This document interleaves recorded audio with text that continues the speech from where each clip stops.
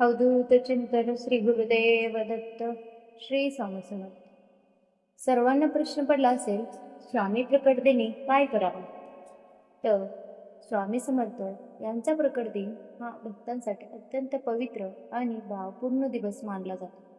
या दिवशी स्वामींची कृपा मिळावी आणि जीवनात शांती, समाधान व शक्ती लाभावी यासाठी भक्तीने, श्रद्धेने काही आध्यात्मिक कार्य करावे.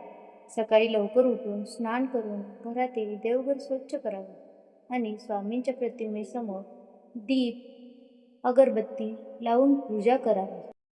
स्वामी प्रकट दिनी स्वामी समर्थांचे नामस्मरण करणे हा या दिवसाचा सर्वात महत्त्वाचा भाग आहे. श्री स्वामी समर्थ हा मंत्र मनापासून जपावा. शक्य असल्यास 108 वेळा नामजप करावा. या दिवशी राग, मत्सर, वाईट विचार दूर ठेवून मनात श्रद्धा व विश्वास ठेवा. स्वामींच्या चरणी आपली चिंता अर्पण करून प्रार्थना करा. श्रद्धा आणि सबुरीने केलेली प्रार्थना स्वामी नक्की ऐकतात असा भक्तांचा विश्वास आहे.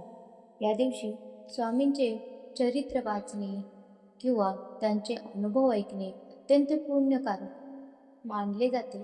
स्वामी समर्थांनी दिलेले संदेश म्हणजे श्रद्धा, सबुरी आणि सेवाभाव. त्यामुळे गरजू लोकांना अन्नदान, वस्त्रदान किंवा मदत करणे ही सुद्धा स्वामी सेवा समजली जाते. स्वामी प्रकट दिनी स्वामी समर्थांच्या मंदिरात जाऊन दर्शन घेणे, आरती करणे आणि स्वामींच्या चरणी कृतज्ञता व्यक्त करणे हा दिवस अधिक पवित्र बनवतो. काही भक्त या दिवशी उपवास किंवा सात्विक आहारही घेतात. स्वामींची आरती, स्तोत्र किंवा स्वामी चरित्र वाचन केल्यास मनाला शांती आणि सकारात्मक ऊर्जा मिळते. शक्य असल्यास गरजू लोकांना अन्नदान, वस्त्रदान, सेवा करावी, कारण सेवा हीच स्वामींना सर्वात प्रिय आहे.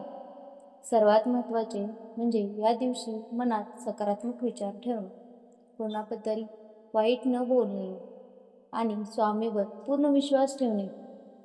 कारण स्वामी समर्थ नेहमी म्हणतात की भिवू नकोस, मी तुझ्या पाठीशी आहे. जर मनापासून स्वामीचे नामस्मरण केले आणि चांगले कर्म केले तर स्वामी समर्थांची कृपा सदैव आपल्या जीवनावर राहते. स्वामी समर्थ प्रकट दिन हा भक्तासाठी अत्यंत पवित्र दिवस मानला जातो.